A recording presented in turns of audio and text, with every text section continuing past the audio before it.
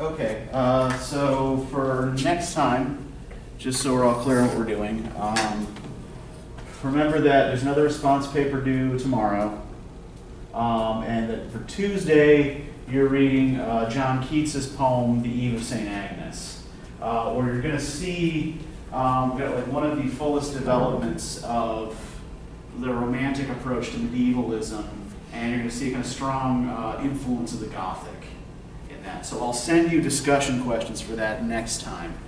Now the music that I'm playing, that I was playing, these were folk dance tunes from a region of England called Cumbria. And Cumbria is in the northwest of England. I'll show you where it is on a map, because it sometimes helps to orient ourselves in space here.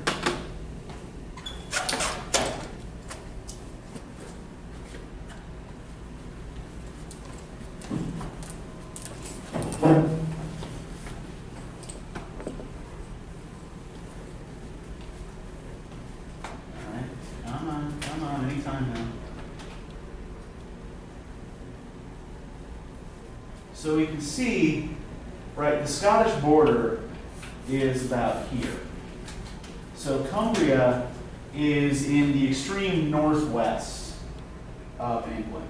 And it was around the year 1800 and still remains a pretty rural part of England. So Lancashire, which is part of Cumbria, does become a significant factory region, but otherwise, yeah, the region remains pretty rural. And within this purple blotch here, this little patch is Cumbria proper. This purple patch is what's called the Lake District.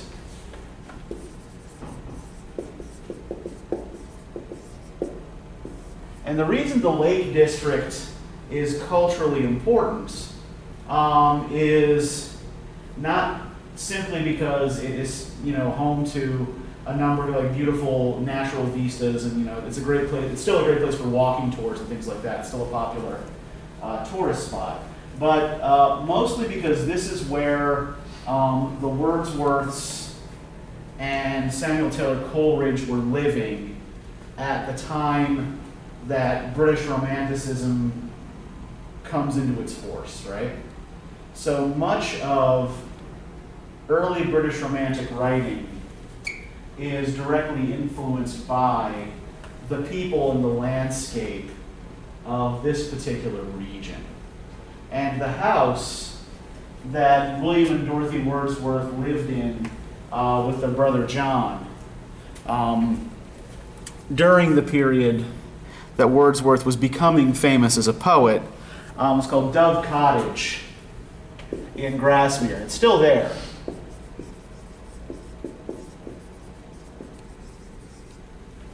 So this is the house. And this blue plaque here, the blue plaque, these are put up by British Heritage at sites of historical importance, right? So anytime you see a blue plaque on a building somewhere in Britain, it means that some important British person was born there or died there or ate breakfast there or did something there, right? It's kind of like when you go through American towns and the original 13 colonies, right? How many of them had an inn where George Washington slept, right? You find these blue plaques all over Britain. But Dove Cottage was the place the Wordsworths called home. From about 1802. And so this is where Dorothy and her brother would meet with Samuel Taylor Coleridge. Other important literary personages would come to visit them here. And a lot of this place is kind of the cradle of British Romanticism. So let's talk a little bit about the reading you did for today and it'll become clear as we talk about this, I think, why I wanted to talk about the physical situation, right? The actual geographical situation of this text. First off, like what impressions did you get from this of Dorothy Wordsworth? What did you think of this? It didn't really seem like a point to it. It was just, like you said, it was just journals, just telling them what they did every day, what they saw. It didn't really seem like it was a point to the stuff. It was just describing their daily lives. Well, I think you make a good point there, right? That what we're looking at is a journal, right? It's a diary. It's their entries in the diary. So a journal is a particular type of personal writing, right? But it's distinct from other types like autobiography. So if you're writing an autobiography, what are you doing? You're writing about your life? Yeah, you're doing that when you write a journal too, right? But how is writing an autobiography different? Okay, yeah. An autobiography, for one thing, involves reflection, right? You're thinking back on events in your past.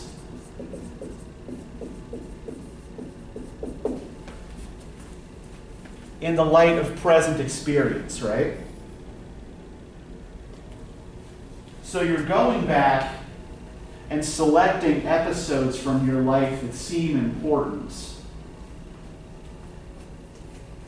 and reflecting on what they mean, right?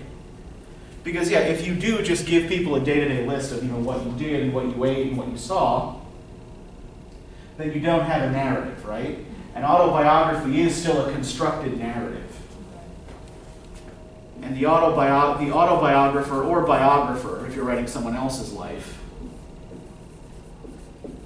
still tends to use the same techniques as the fiction writer, right? You're choosing a perspective character yourself, right?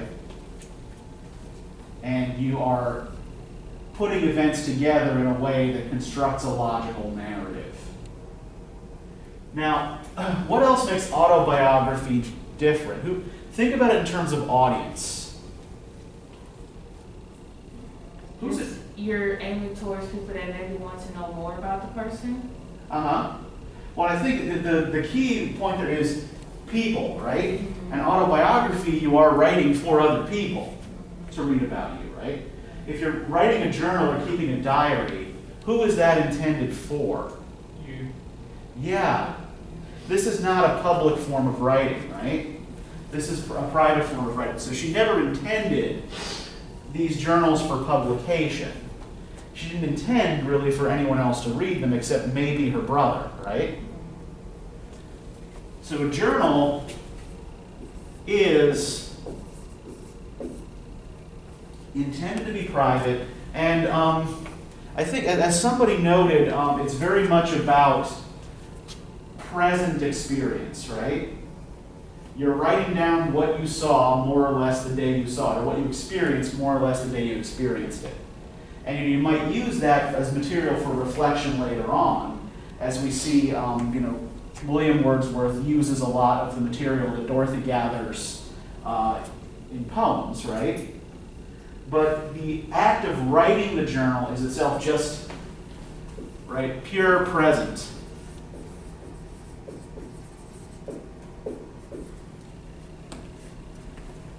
You're not doing that spontaneous overflow of emotion, recollected in tranquility thing that Wordsworth recommends a poet do, right? You are simply putting your present experience on the page and telling people what you saw. Do you notice any patterns in the kinds of things that she observes? What kinds of things does she seem to be most interested in? Nature. Okay, nature. Any particular features of nature? She loved to talk about the plants that were around. Okay. Growing. Yeah, she talks a lot about plants. She mentions the moon a lot too, right? Yeah. Constantly kept talking about the weather.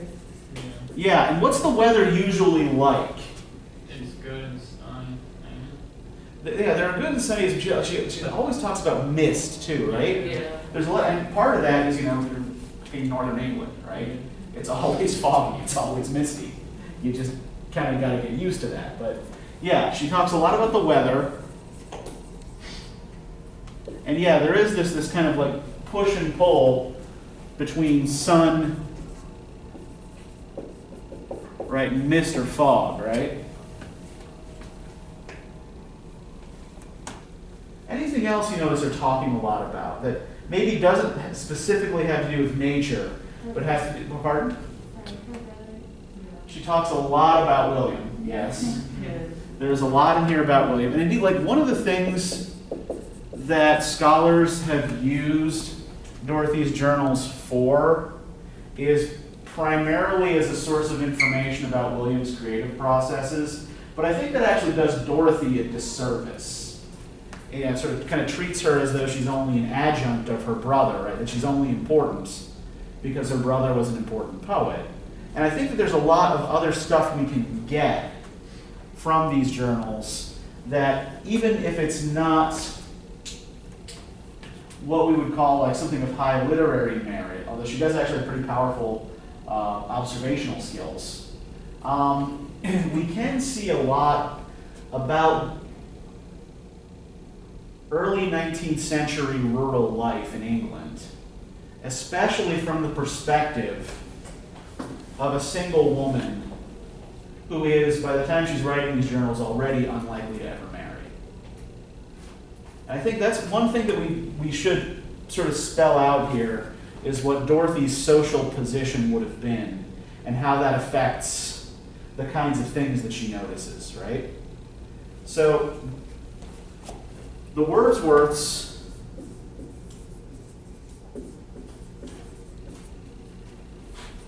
were orphans. Now, they were not poor orphans who were, stuck in some Dickensian nightmare where they're always asking for more gruel and, forced to, push machines day and night, right? Their parents had been relatively well off, so they kind of belonged to, what we call like either they're either in terms of class sort of bourgeois or members of the lower gentry. At any rate, they were wealthy enough that all of the boys were sent off to boarding school. And that William, at least, I don't remember about his brother specifically, William at least also attended university. This also means that the children were raised apart from each other. So once their parents died, there wasn't much of a family center, right? Dorothy, because she was a girl, the only girl, remained at home with the guardians, and all of her brothers were sent off to school. So she didn't have a significant relationship with any of her blood relatives until she was a teenager. Now, the other thing that is relevant in sort of being orphans, even though, again, they're relatively financially comfortable orphans, is that because William is the oldest son, when he comes of age, he inherits all of the money. They mentioned that, or you just knew the background history? Yeah, this is how things worked. Oh. And also, I do happen to know as well that, William inherited a decent sum of money when he came of age. Which is one of the reasons he was able to live for several years in the middle of nowhere as a poet, relatively unknown, writing verses that weren't selling. Right?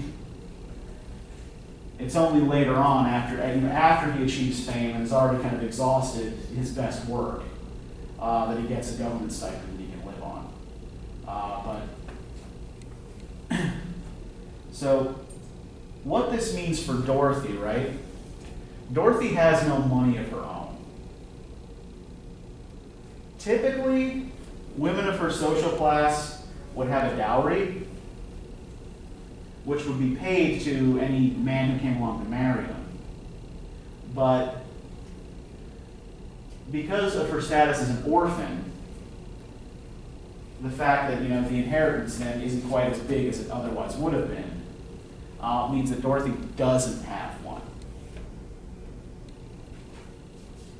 So her options are fairly limited. She can stay at home and devote herself to keeping the house and to her brother's work, which seems to be the path she chose. Or, well, not really much else, right? And indeed, if we think back to Wordsworth's famous Tintern poem, right, where they're taking that walking tour together along the Welsh border, does Dorothy in that poem have much of a personality of her own? Is she given much of a personality? What does he use her for in that poem? To document him? Yeah, Document, but yes. she becomes a means for him to recapture his first impressions of the Wye River Valley, right? It's like, okay, I've already done this tour. I've seen this stuff. And it's not fresh for me anymore, it's not new for me anymore. But I can remember what it was like when it was new for me by watching my sister's reactions because she hasn't seen this before, right? So she becomes William's secretary and housekeeper, by and large, right? And they have enough money to afford a servant. So they do spend a lot of their time walking around the Cumbrian countryside as well. And that's a lot of what we've got here is documents of some of these walks, right? They would walk sometimes 30 miles in a day. Or they had like get dinner and stuff like that. But they have to walk a little bit like food and stuff, certain stuff. Well, the cottage, like they actually did some farming at the cottage, and the cottage. That's what I was thinking that they farmed. They planned to have the stuff they ate. They planted a lot of the vegetables they ate, and they lived. Grasmere, where Dove Cottage is a village, so they could also kind of like we see Dorothy in some of her interactions with neighbors here trading and bartering for other things they want, like trading a goose for some honey and things like that, right? So, what did you guys make of the way Dorothy talks about her brother? Yeah, it seems like she really puts him on a pedestal, right? And everything he does is just amazes her. She's very interested into what he does. Yeah, everything he does is interesting. Everything he does is right and good, right? And everything that she does seems to be oriented towards helping him, right? But I want to direct us to the line at the end of the excerpts here from the Grasmere Journals, in part because,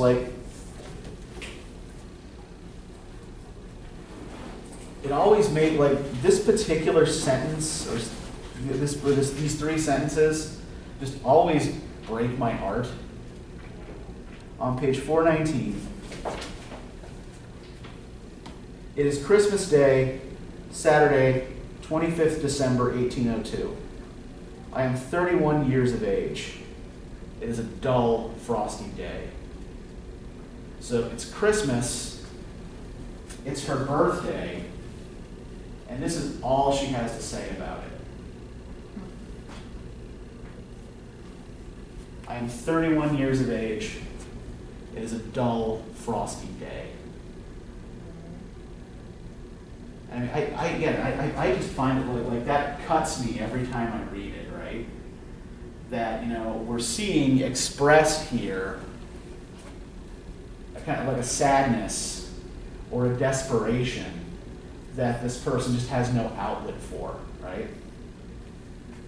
The only potential outlet she seems to have for it is this journal. But she seems to be very reticent about her emotional life in the journal, right? She effuses sometimes with the, feelings about her brother. But otherwise, emotionally, a lot of this reads as pretty flat, right? And indeed, most of what we see regarding social interactions tends to be like, we don't get really much sense of what she ever thinks or feels, right?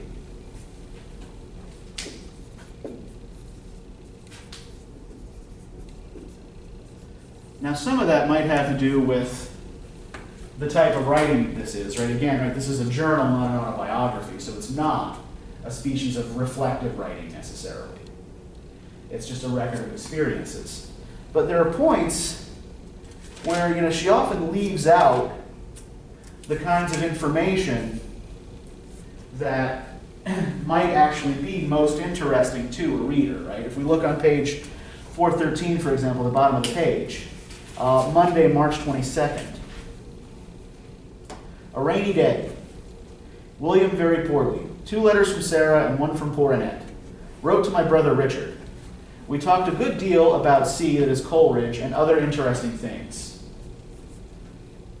So if these things are so interesting, right, why does she not care to record what they were? Right. So she leaves all these kind of tantalizing hints. What does she mean by William very poor? Does she mean he wasn't in a good mood that day or something? Probably means he wasn't feeling well. Yeah, usually when someone is described as being very poorly in late 18th, early 19th century discourse, usually what that means is that they're sick, right? He probably just wasn't feeling well. And when she does record conversations with other people, we often only get the other person's side of the conversation, right? Not really hers. So like when she has this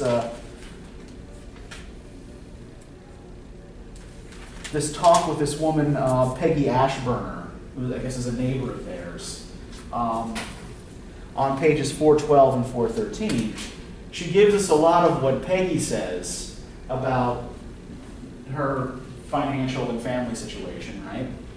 But not what she thinks about it. Right? She just records the talk, and that's it. And another thing that we can get from some of what's going on here is a little bit about the changing conditions of life in rural England at the time. So we have here Peggy Ashburner talking about her family's economic hardships. And there's also this scene in which she and William meet this guy who is a leech gatherer, or was a leech gatherer. Where the hell is it?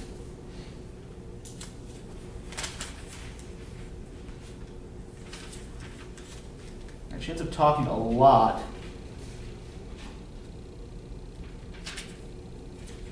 about this dude. And why can I not find him now?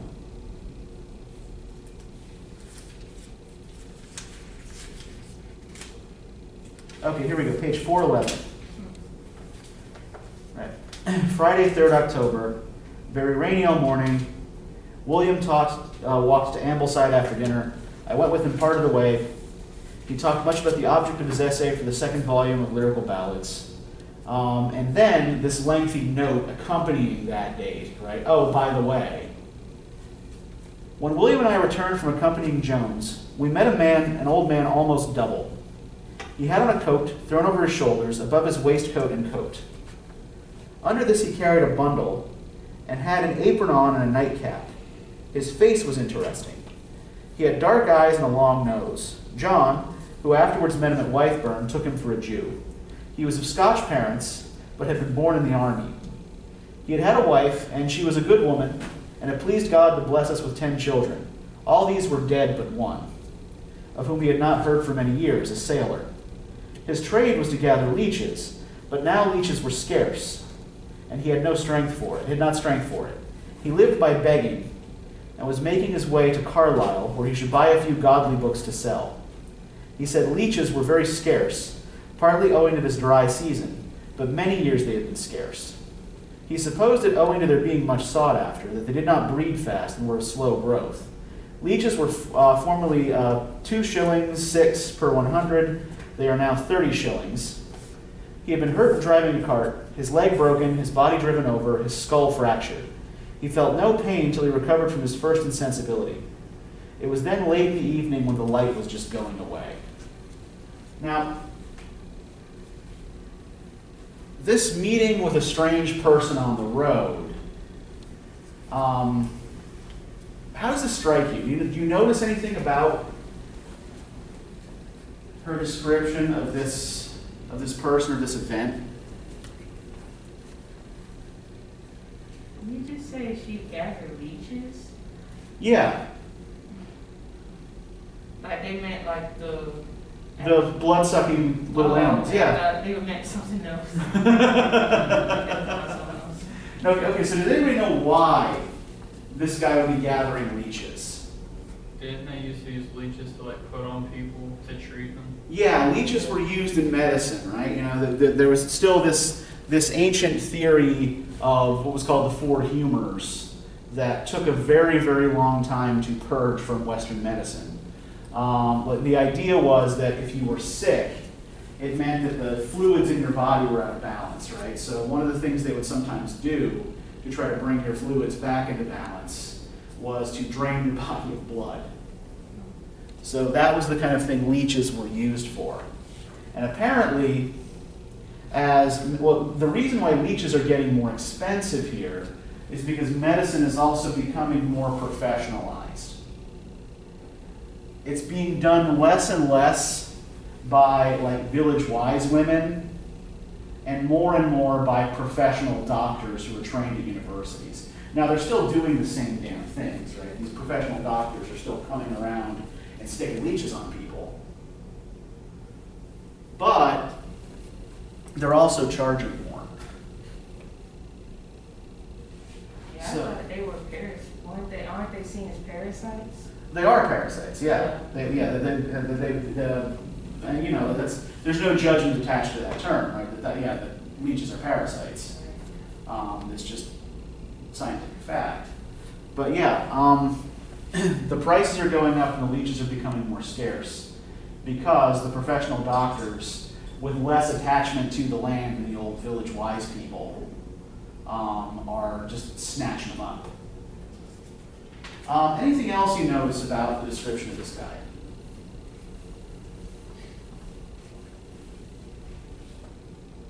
Or why he might have struck Dorothy and William as interesting?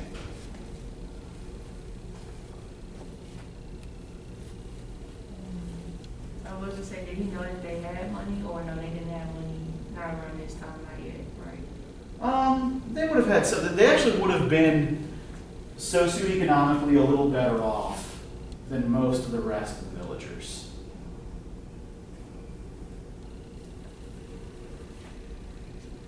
And in fact, one of the things that we see Dorothy doing frequently is the practice of what's called a domestic or practical philanthropy.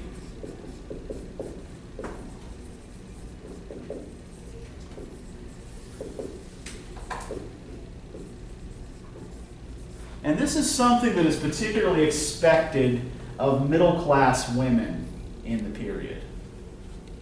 Right? And it takes kind of two forms. One is giving financial or other assistance to the deserving poor. Right? Whatever that means.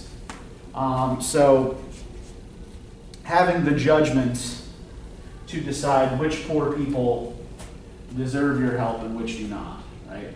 Which ones are just trying to scam you. Although one thing you will probably note here is that people don't seem to be as cautious about strangers as we are, right? William and Dorothy will stand and have a conversation with just about anybody that they meet on the road. So yeah, there was much less suspicion of strangers. And I think that the whole stranger danger thing is a kind of peculiarly American phenomenon anyway. Some of it is the ways that we prefer to live, right? That we put ourselves in these subdivided suburbs where we put these moats of grass between ourselves and our neighbors. We don't walk anywhere, so we don't talk to people in our neighborhoods. We just kind of get in the car and go from point A to point B. And I remember as a kid being inundated with stranger danger messages. People seemed to believe there was a rash of child abductions happening in the 1980s. There actually wasn't. And those kidnappings and murders of children that did occur were usually done by someone they knew. It was rarely a stranger. But yeah, so definitely less suspicious of strangers than we tend to be, right? The other part of domestic or practical philanthropy is sort of the donation of domestic labor.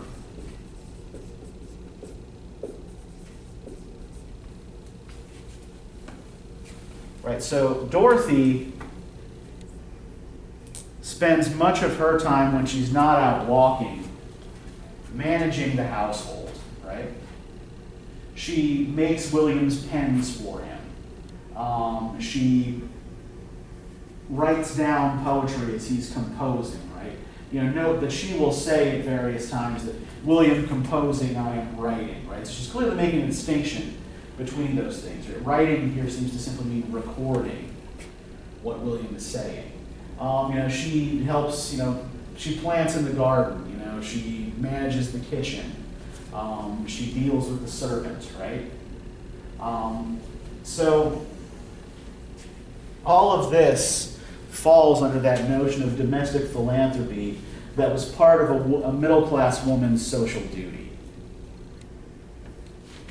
So this encounter with the leech gatherer can fall into that particular category.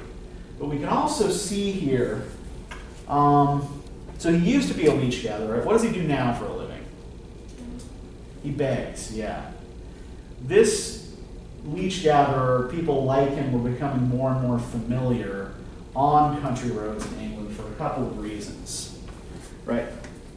For this guy, it's that professionalization of medicine, right? These traditional practitioners are being driven out of business. But there were larger things going on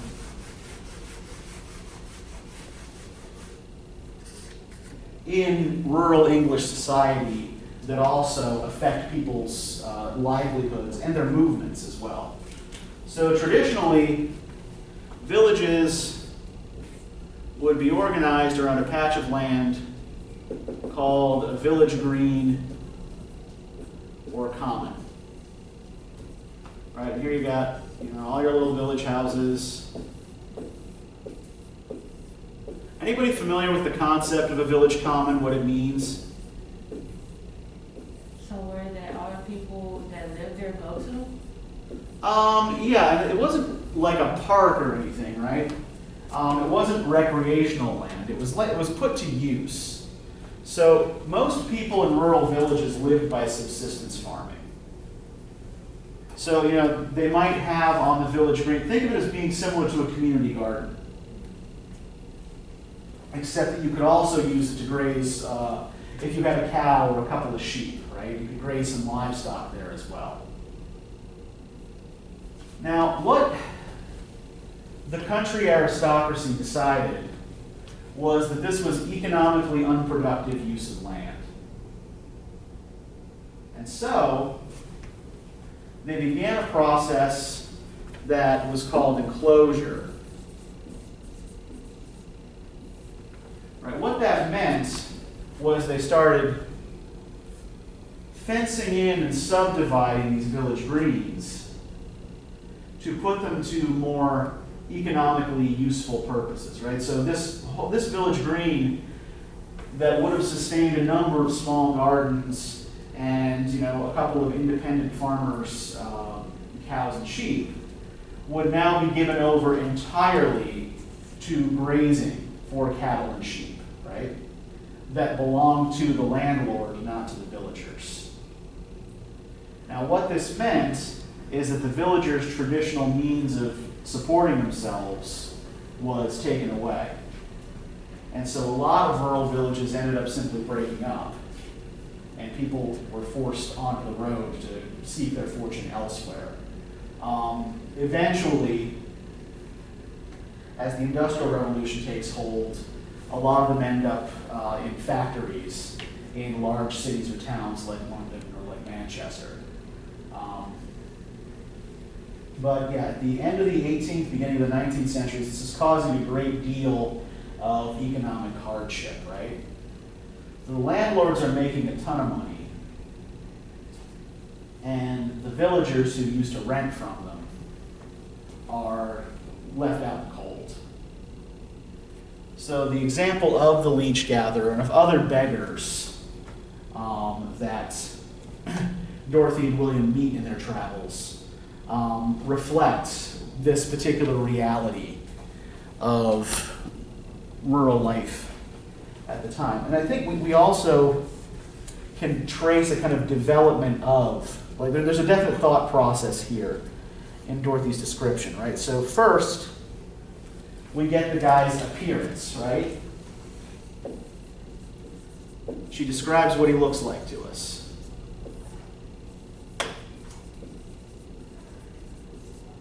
Then,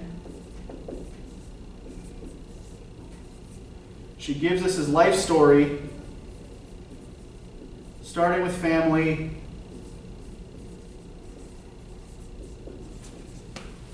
moving on to his occupation, and ending with his economic and physical difficulties.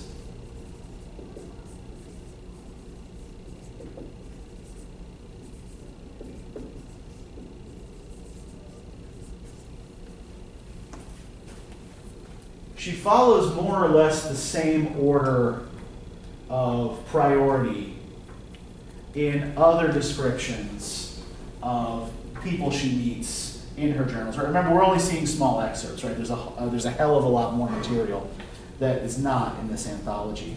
And the last line here is important as well. It was then late in the evening when the light was just going away. So even this kind of like descriptive reference to sunset reads almost like a farewell to a whole way of life, right? That what the leech gatherer was, the set of values that he represents, is something that's disappearing, right? That is in.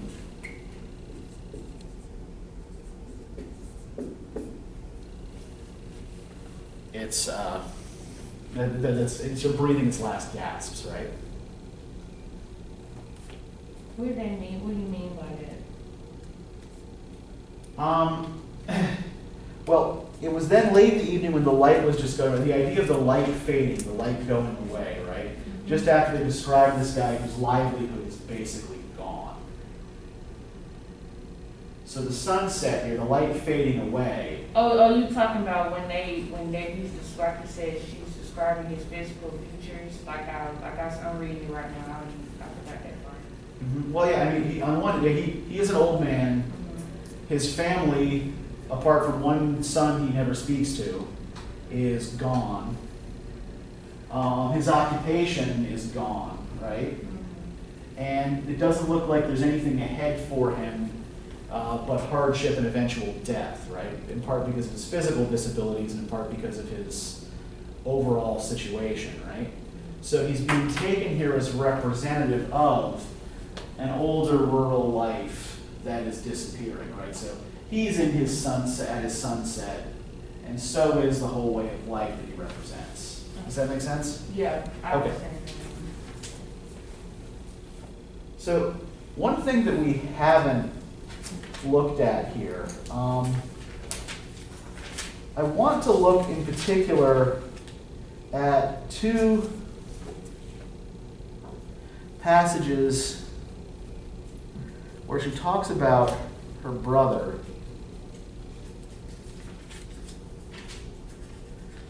First, Thursday, March 4th, 1802. Before we had quite finished breakfast, Calvert's man brought the horses for William. We had a deal to do, pens to make, poems to put in order for writing, to settle for the press, pack up. And the man came before the pens were made, and he was obliged to leave me with only 2. Since he left me at 11:30, it is now 2. I have been putting the drawers into order, laid by his clothes which he had thrown here and there and everywhere, filed 2 months' newspapers, and got my dinner, 2 boiled eggs and 2 apple tarts. I have set Molly on to clean the garden a little, and I myself have walked. I transplanted some snowdrops. The bees are busy. William has a nice bright day. It was hard frost in the night. The robins are singing sweetly. Now for my walk. I will be busy. I will look well, and be well when he comes back to me. Oh, the darling, here is one of his bitten apples. I can hardly find it in my heart to throw it in the fire. So, this gets weirder as it moves along, right? At first, it seems like it's just a description of her day-to-day domestic work, right? I made pens, I filed newspapers, I planted some flowers, I put together my dinner, I got some of William's poems ready for the press. Apparently William is traveling, right? He's not at home. And then, starting with, I will be busy, I will look well, and be well when he comes back to me, right? This is one of the few hints we get of any kind of emotional life in any of this, right? It seems like she's bored without him, like she ain't got nothing better to do unless he's there. Yeah.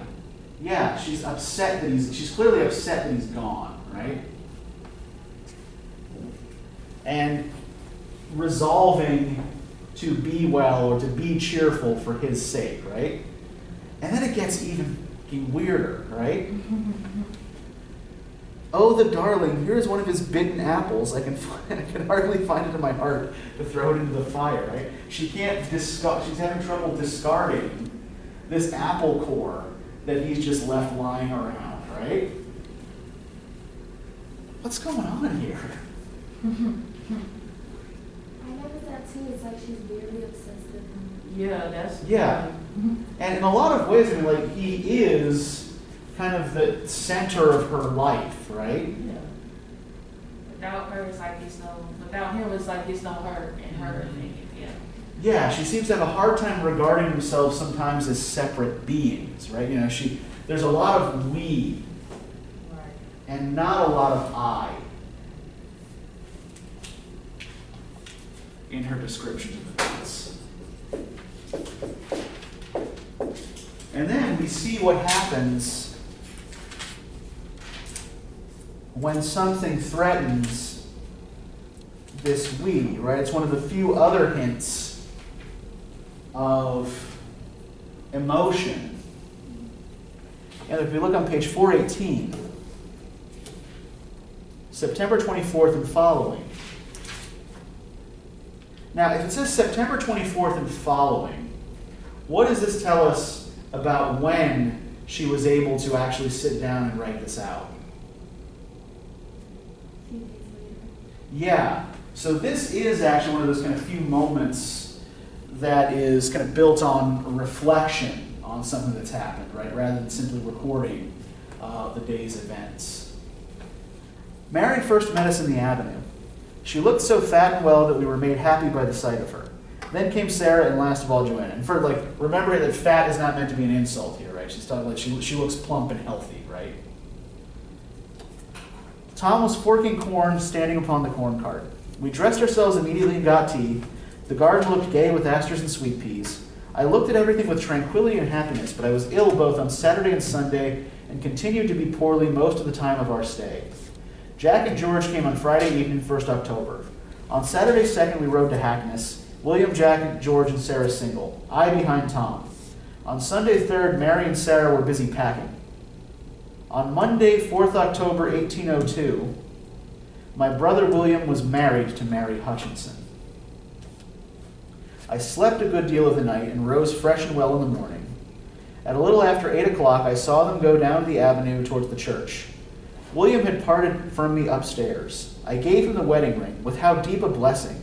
I took it from my forefinger where I had worn it the whole of the night before. He slipped it again onto my finger and blessed me fervently. Okay, this is also weird, right? Mm-hmm.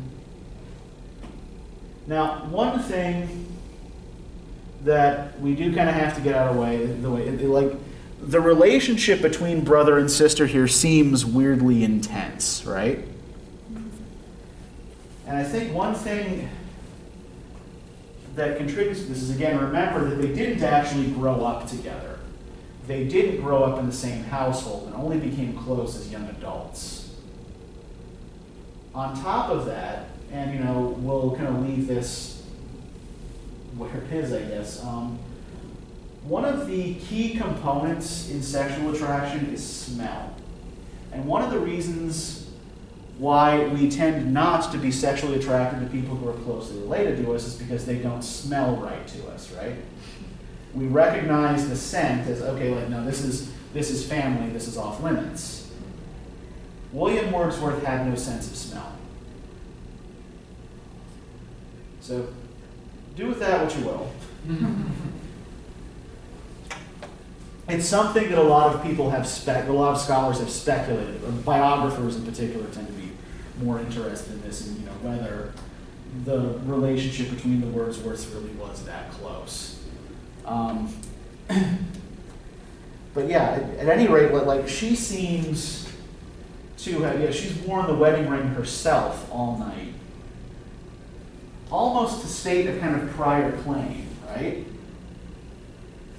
It's like, okay, you're going off and marrying my best friend, Mary Hutchinson, but I wore this ring all night before she'll wear it. Because I'm the one who's been keeping house for you and taking care of you and doing all of this shit for you for the last several years, right? Right, it seems like she was more of a wife to him Yeah. than she was. Yeah, I think we can look at a lot of what follows here in terms maybe not necessarily of sexual jealousy or sexual upset, but also simply in terms of the fact that she's being displaced in the home, right?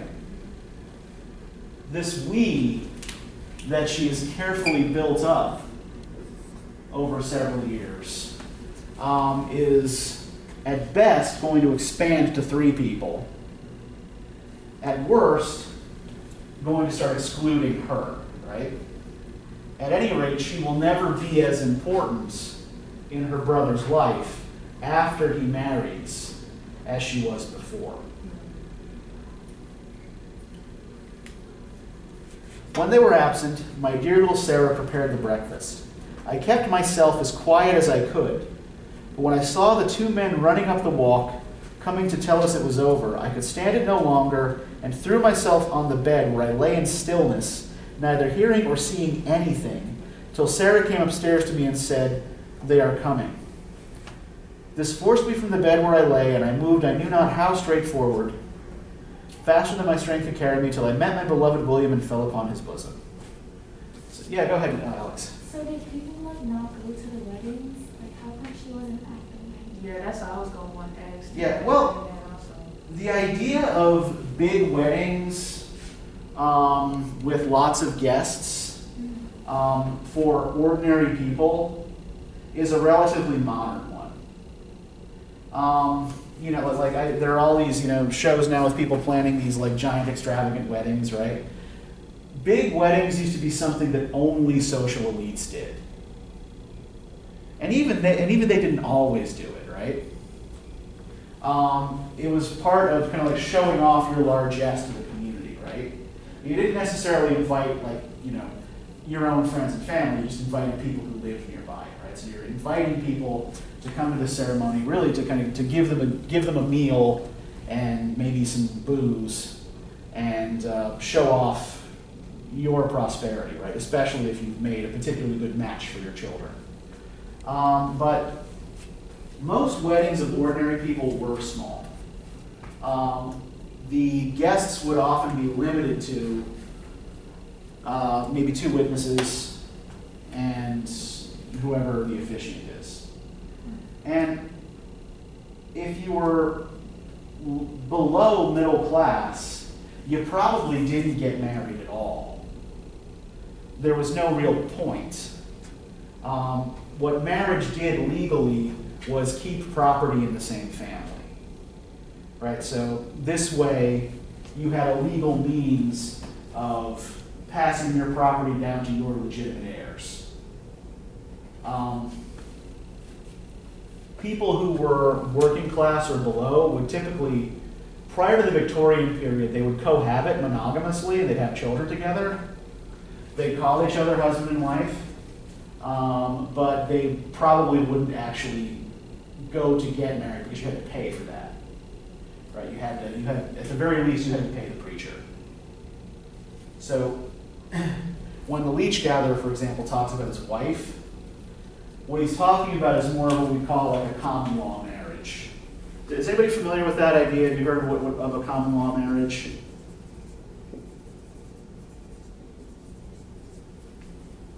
This is not, okay. We don't use the term anymore all that much, but essentially what it was like, people who have cohabited for a certain number of years were regarded under law as though they were married, right?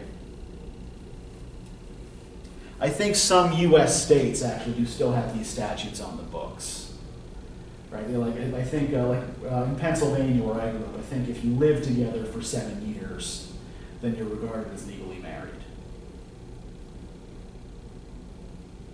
All right, so we get, though, here this weird emotional break, right? What does she do when she sees the men running up from the church to tell them about the marriage? She gets into the bed and becomes depressed. Yeah, like it looks almost like a seizure or a fit, right? Mm-hmm. She gets really upset. She goes upstairs, and like the stillness and quiet, it sounds like she's just like trying to suppress everything in her, right? And what is it that makes her get up and go downstairs? Like, why does she get up and go downstairs and hug her brother?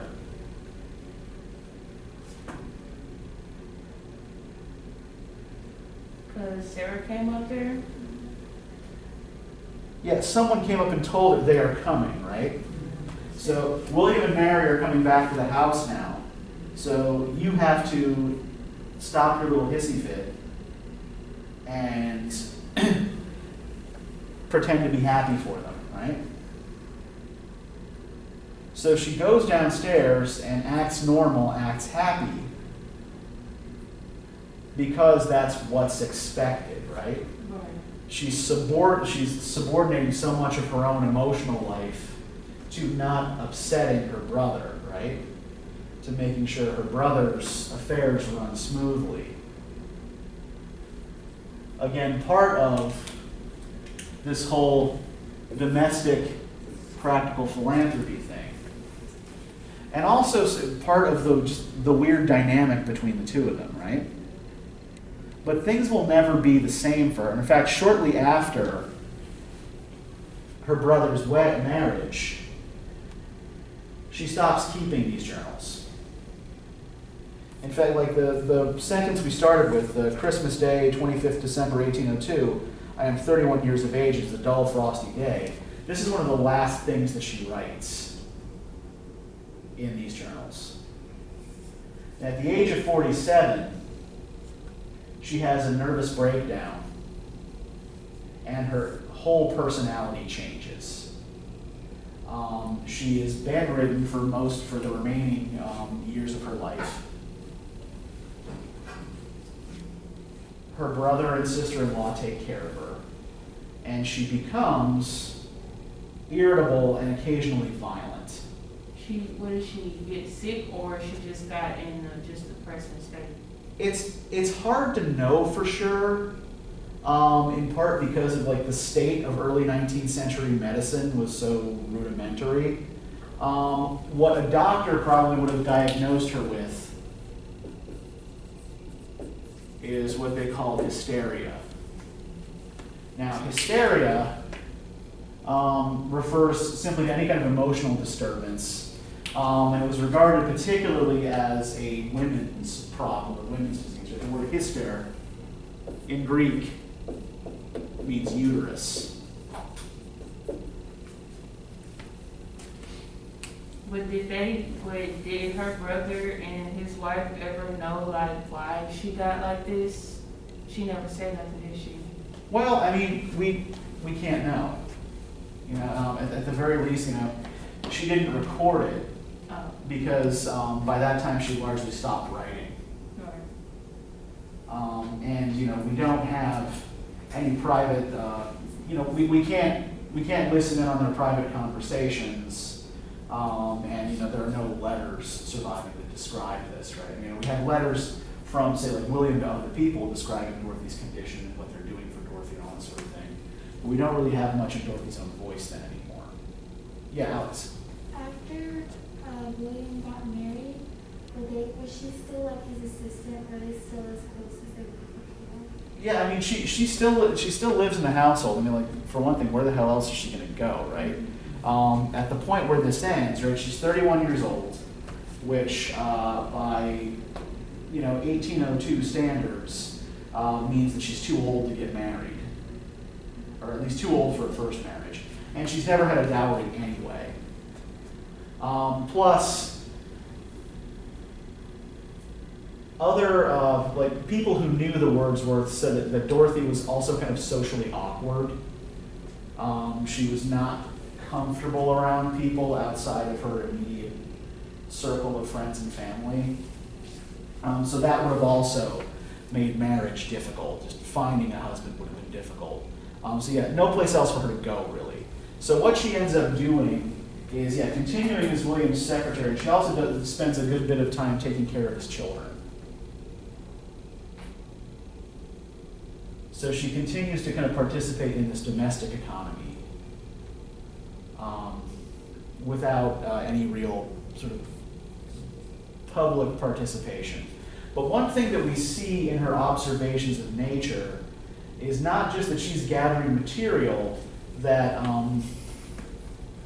Wordsworth and Coleridge then use in their poems, but she's also directly participating in some of their conversations about what the purpose of poetry ought to be, and what the proper material for poetry is, and that she shares a lot of their sensitivity to certain features of land and weather. Like, one thing you may have noticed about the Rime of the Ancient Mariner, we didn't really get into this, in part because I don't really know what it means or what to do with it, but the moon and the changing face of the moon is all over that poem, right? There are so many references to the moon that I just need to sit down sometime and take the time to figure them out, right? Seems like the moon, it seems like it's symbolic to a lot of stuff, the way they describe it. Like, it means a lot to them. Yeah, and I think, one thing that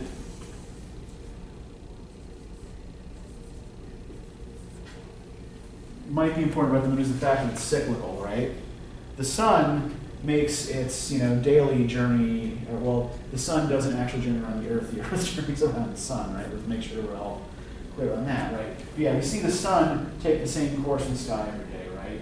But the moon actually changes its face over the course of a month, as we turn towards and away from it, right? So it's cyclical, and the moon was also often connected. I don't know how important this is, or whether it's even a consideration in the way they use it, but it's connected in a lot of ancient religions to fertility goddesses.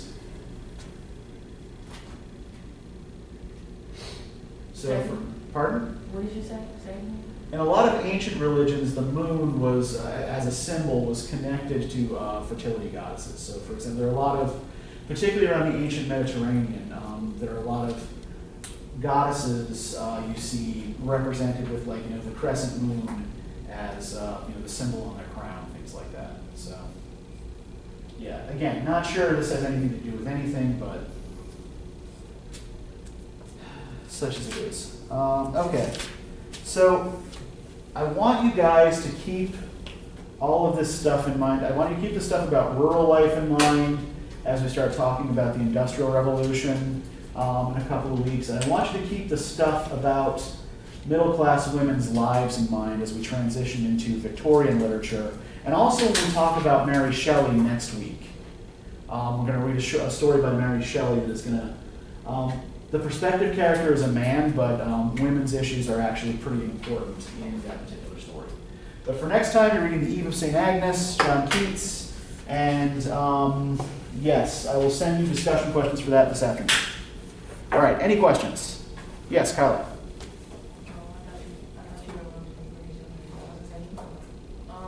With the response paper, I know like we have to write about what one of the stories that we read, like the Mariner or this. Yeah. I really, if we was to write about this, what would we write about? Because it really, like I said, really didn't seem like it was about much. Well, what I would try to do is look for some passage in the reading that reflects one of these situations we talked about in class, right? So you can either look at some of the nature imagery and look at how it reflects certain concerns of romanticism, right? Maybe even talk about how it's kind of different from the way Wordsworth or Coleridge would treat the same thing. You could look at this whole idea of domestic philanthropy in women's lives and pick apart a passage in those terms. You could look at the way she talks about the landscape and people and maybe relate it to this idea of village life breaking up, things like that, right? So yeah, what you probably ought to do is just take something that we've talked about in class and try to relate it maybe to a passage in the text that we didn't talk about. Yes, Alex? Is there going to be a quiz, like the quiz the night before for Monday? Or for Tuesday? Well, check your review on Monday night. All right, just get in the habit of checking on Monday and Wednesday night. All right, so that's all I got for you. You are free to go once we've done our cleanup. Have a good weekend, everybody.